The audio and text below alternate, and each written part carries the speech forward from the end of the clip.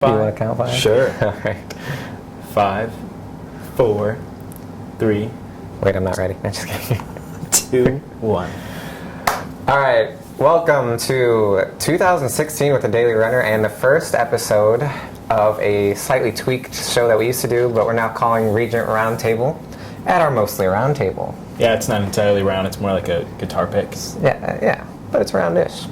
My name is Dylan Johnson. I am the managing editor for the Daily Runner and an executive director of, might be producer, at RealGoodTV.tv. Still nailing things down. We're still, getting it, as you can see, we're in a new set. Yep. This is the Daily Runner Real Good office that we've moved into this school year. Been in about a semester now, starting to come together. Our set, we just literally finished moving around and ironing out some of the kinks today, so you can see we're still a bit of a work in progress, but yeah, still under construction. It's coming up nice. I think we like it here. Yeah, I like this stuff behind us. I like the we got our cameras. retro shelf. I don't know if you can see this, but this is our old Real Good logo and our old Daily Runner logo. Yeah, that's pretty good. Pretty good, yeah. Yeah. I'm Alec. I'm the editor-in-chief of the Daily Runner website, so I'm in charge of a lot of the writing and articles, content stuff. That's really recently been nailed down. So we wanted to start this year just by kind of inviting people to get on board with us. We do writing, covering everything from culture and tech to opinions, trending news, faith and reason, which goes along with our university's motto. Yeah. We also do video production, video archiving, video vaulting is what we're calling it now, putting together the vault for Regent University through RealGood.tv. And we're also going to do some stand-up news delivery and, of course, our roundtable series every week. So it's a good time. We've spent the last 3 years, I have personally, and Alec the last semester, Josh Fisher, of course, and Chelsea Sherman. We've spent the last few years as an editorial team putting together a platform to allow you to share your story with the Regent community, with everyone beyond that. And I think we've gotten the organization to a point now where we're really ready. The foundation is laid. The foundation is laid. It's ready to be published. You guys can basically walk in, and in the course of half an hour, we can set you up on our site, and you can start publishing stories. 15 minutes. 15 minutes. You could walk in the door in 15 minutes. You could 15 minutes. That's pretty good. Writing for the Daily Runner. Pretty good. Yeah. So normally a roundtable is going to be just a pretty freewheeling discussion with Alec and I, and then we'll invite another member of our staff in every week, talking about the news, what's going on in the world. This week we wanted to start off welcoming you to 2016 and welcome to 2016. We've been here a while. Yeah, a little while. A few days, right? We've been here a few days. But we wanted to welcome you, kind of bring you up to speed on what's been going on with the Daily Runner, and I think now we're going to do the real news stuff. Yeah. Because I know, Alec, you've got an exciting article, right? Yeah. So if you've been reading the Daily Runner, or you're totally going to go check it out now, right now. Right this second, well, not yet after the video, you realize that a lot of the stuff I'll write about and publish have to do with entertainment news. I'm a big nerd, so I love writing about movies, games, those kinds of things. And so a lot of times, probably what I'll bring to the roundtable will have to do with these things, because I've got a lot to say. But there was a great article on IGN yesterday that basically listed some of 16 of Hollywood's biggest gambles for 2016. So I thought it was a great article. We could talk about some of these movies that are either going to be really awesome or really not awesome. Really terrible. Yeah. And conceivably both. Exactly. So we can just kind of go through these. You want to do that now? Let's go through them. All right. So the first just one. Your favorites. So Maybe not all 16. My favorites. I do want to talk about first one on their list. First one I want to talk about is Deadpool. Now, if you're not a comic book fan, guilty as charged. Or superhero fan. So I don't know very much about it. Yeah. Deadpool he's basically the one superhero that knows he's inside a comic. He's like he makes comments on the fact that, like, oh, like, you'll find out what happens in 2 pages. Or, you know, he's the guy who will, like, peel back the panels and, like, walk from universe to universe. He's a superhero that breaks the fourth wall. He's aware that he is a piece of entertainment. And what's really funny is Fox owns Deadpool, the name Deadpool, and they tried to integrate him into an X-Men movie a few years ago, and they really ruined him. They messed with the character, were not faithful to the comic books. Ryan Reynolds played him. I was going to say, somebody famous, right? Yeah. Ryan Reynolds played him, and the fans were furious, including myself, because they completely ruined him. So now this is kind of, they're going back and they're saying, okay, now we're going to make a Deadpool movie. Fox is doing that. Desperate Fox. Let's try again. I say Desperate Fox because they've just kind of failed a couple of their attempts recently, one of them being Fantastic Four. Anyway, let's not talk about that. Not talk about that. We won't go into detail. But crazy thing about Deadpool is it is an R-rated superhero movie, which... You don't get that a lot. You don't get that a lot. And in R-rated comic book movies history, it tends to either be really, really good or really bad. Good examples are things like Kingsman. Okay, let's talk about Kingsman for a minute. Yeah. Did you enjoy that movie? For those of you who haven't seen it, it's in Redbox right now. I'd say it's worth $1.20, but it's... You're giving away your opinion by talking. Cautionary. Well, I don't want to send them out to get it. Yeah. It's not a family friendly necessarily. It's an R-rated comic book based movie. What did you think about it? I love Kingsman. You loved it. But that's because I walked in knowing it was a comic book. I actually hadn't read the comic book, but I knew it was that. I knew it was going to be slapstick. It was going to be ridiculous. Okay. It was over the top. It was offensive. So if I had known that, I might have enjoyed it a little more. Yeah, because I didn't know anything about it. It's really, really offensive. It was terrible. I'm not gonna lie. I had high hopes for it. At the end of that movie, I wanted to snap the DVD in half, but of course I rented it, so I put it back into the box. And it has next to no substance. So maybe people are gonna frown at me for saying, but I had a lot of fun watching I told the person I watched it with, I was like, it was a waste of a really, really cool idea. Like a spy agency not associated with a government. Mm-hmm. What a clever, kind of fun idea. Mm-hmm. Terrible movie. Terrible. Anyways, go rent it. Yeah, go back to Deadpool. Anyway, yeah, it was definitely... That movie itself was a satire on spy movies. Yeah. And so Deadpool really has the opportunity to do a lot of that stuff. Already we've seen a couple trailers, and it looks funny, but the thing about this is it really has potential to bomb.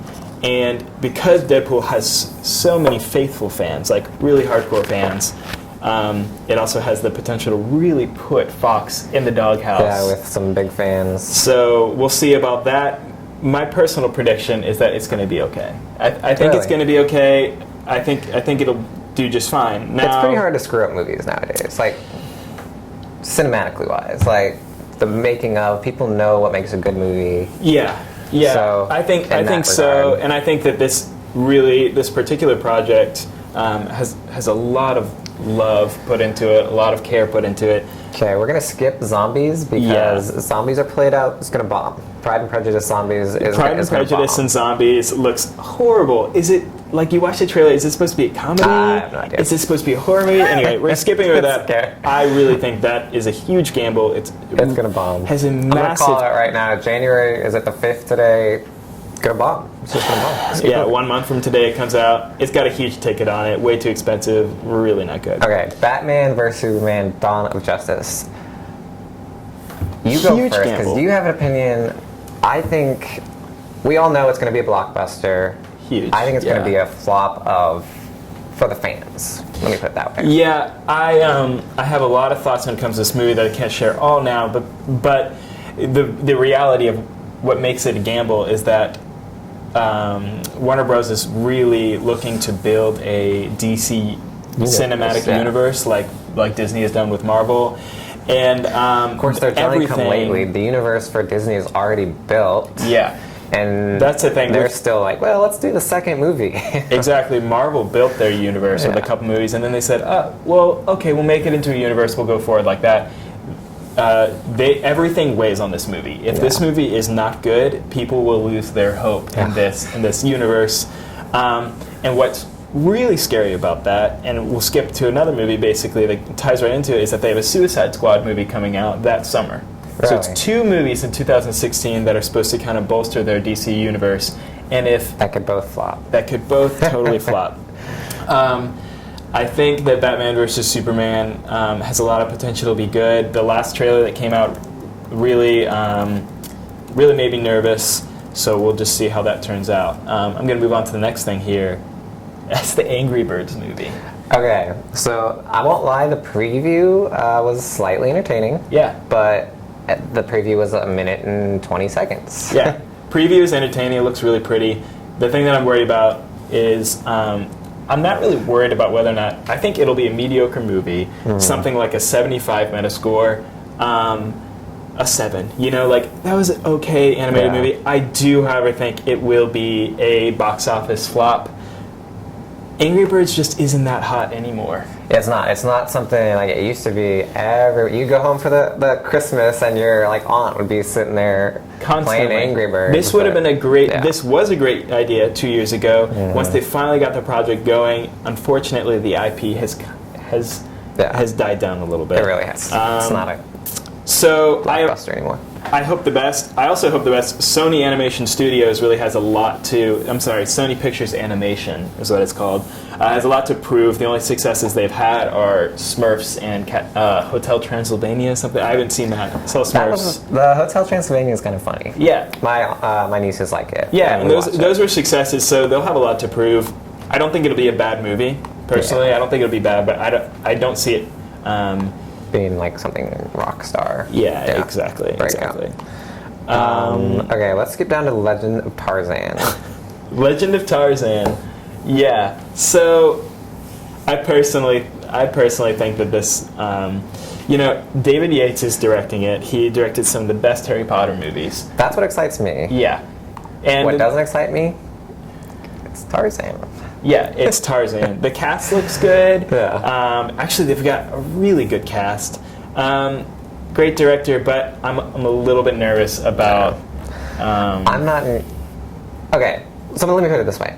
Another live action coming out this year is Jungle Book. I think that looks amazing. Tarzan has been done a few times. Jungle Book has not been touched since Disney came out with it. So I think there's a... We were actually talking about this earlier about Pixar stuff. We were watching a video. There's still, even a year and a half later, people like original stuff or original takes on old stuff. Yeah. You can't just make the movie because it has a name and expect it to do well. Yeah, I think Jungle Book will do well. Cinderella did really well last year. People really liked it. It performed well in the box office. Yeah. I'm worried about Legend of Tarzan as far as the box office. I think it'll be an okay movie. I'm not necessarily excited about it. The cast is pretty good, but not overly excited about that. Okay, Ghostbusters. Ghostbusters? Okay, I wasn't excited about that. I'm not even a big Ghostbusters fan. I'm not either. But I'm excited for Ghostbusters because of the cast. The cast is phenomenal. Yeah. It's like a bunch of SNL girls. There's this one picture of the 4 of them. I guess there's 4 of them, right? Yeah, the 4 of them lined up by a car, and it just looks really... It looks funny. Like, that picture alone is like... I'm kind of excited about this as a comedy. I think now there is something behind that. They're again trying to build a universe around it. They said. Oh, are they? I didn't know that. Yeah, and that really bothers me. Not everything lends itself well to a universe, and I think that's what we're going to see over the next 5 years or so. Is everyone wanting to take part in the Disney extravaganza? Exactly. Yeah. I think it'll work well for Star Wars, which we can talk about maybe another episode, some other video. I think it is working well for Star Wars. It works well for Marvel. It might work well for DC. I mean, it should. If they execute it well, it should work well for DC because DC is a universe on its own. I haven't yet seen the execution on it yet, though. Yeah, no, not on DC. I agree. If they like kind of kick themselves and say, "Hey, we're not doing this the right way," you could build out that universe. Absolutely, but I think there's still a market for it. But trying to build a universe around something like Ghostbusters, no. or really, we haven't talked about yet, but they're making another Independence Day. They want to do the same thing with Independence Day. Yeah, no. It's like let it be what it is. Exactly. Please. All right. Which it'll be funny, and I think it'll be a hit. So let's move on to Star Trek.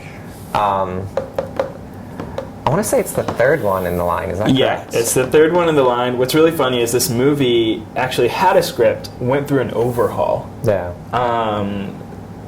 A lot went on. What really bothers me is that it's very obviously trying to inject itself into that Guardians of the Galaxy feel. They even said that. I mean, the writers were like, yeah, we really want to take on some of the things that Marvel's done with Guardians of the Galaxy. You watch the trailer, and it's like the same music. Yeah, it's hard to say why that's necessary. I mean, Star Trek is its own portion of the sci-fi genre, I feel like. So I don't see why it's necessary. Make a good Star Trek, and people are going to come see it and enjoy Exactly. themselves. When they went through the creative overhaul, I believe it was Simon Pegg who said that the original script was too Star Trek-y. Yeah, what is that? But it's a Star Trek movie. Yeah. So it's like, That's like don't saying know. this table's made out of too much wood. I mean, it's a wooden table. Yeah, exactly. So it's... Yeah, I don't get it. I don't get that. It makes me a little nervous. I'll go see it because I really enjoy science fiction. I am nervous for it, though, because... I mean, what J.J. Abrams did with the first two movies, I know there's a lot of controversy about the second one, but what he did with the first two movies was really, really good, and I think he laid a good groundwork for them. It would really, really stink for them to throw that in the trash. Trash, yeah, I agree. It could be a good franchise going forward, and... Okay, so the last one I want to talk about before we move on to one last thing is Fantastic Beasts and where to find them. Yeah, that's a big one. It is a big one. It's then the first movie outside like the original Harry Potter stories that Rowling is kind of like stamped on. She's written portions of the script, which I like. I really like that she's very involved in the movies. Me too. I was concerned when such an enormous amount of time passed between the movies and this one that she was just going to be done with her universe, and I think she built something gorgeous. She does a lot of work in the backstories of people. You know, there's an entire universe she's fleshed out just in the books, and I didn't want it to, I definitely won't say just wasted on the one storyline, but yeah, this is. I almost feel the same way about this that I do about DC. I think this lends itself well to a universe franchise, but I think they have to execute it because it is a universe. Yeah, because going back to what we said about Ghostbusters, it's not. It was a fun movie that people watched. Exactly, and I don't have a problem with another reboot, movie, but don't try to build something behind it. So, Fantastic Beasts and where to find them. I have high hopes for it. I love what they said here. IGN on their website, they said it's Harry Potter without Harry Potter. Yeah. So that makes me a little bit nervous. I really like the idea of them eventually kind of tying this character into... I know it's set years before. They're going to have to prove that the universe can stand on its own. Yeah. And they're going to have to prove that it exists within the story that we already know. We fell in love with a storyline with Harry Potter, so we have to see the tie-ins. Yeah. And not grossly, but this new character needs to be lovable. This world needs to... They need to recapture the, no pun intended, but magic of the original movies. And I really hope they do. I hope they do too, because I like Harry Potter. I like that universe. I really think the hook for me would be if at some point at the end of the movie there's some kind of tie-in with like the Dark Lord is returning, like talking about how... Yeah, there should be... It's a pre the first ones. Yeah. Like way pre. But there should be indications that the universe is moving forward. Exactly. It can't just be about the story of the, which honestly looks like a fun story, but it can't just be about that one story. Exactly. My question is this like a new series? Are there more Fantastic Beasts movies? I don't know. We'll see. It seems like a standalone within the Harry Potter universe. Yeah, I don't know. Is it a standalone? If you guys know, put it in the comments, because I'm actually curious. I might have missed that article or that news, but. Yeah, so that's my tidbit. There's some real gambles for 2016. Should be fun. It's fun though. It's a fun year for movies. So I think we're gonna shut the official end of this right now here, because that was a good few minutes. We want to invite you guys, if you're interested in joining us to discuss what's going on in the world, some news, stories, send us an email. You can always use tips@dailyrunneronline.com to get in touch with us, or visit our website. We've got bios and emails, phone numbers, Twitter accounts, Facebook messages, However you want to do it. All of Message us if you want to write a story for us, if you want to produce a video, or if you just want to sit at a table and talk about movies with us. We'd love to hear from you. Happy New Year and have a good semester. All right, we're going to do bonus content today. Bonus? Yeah. Let's talk about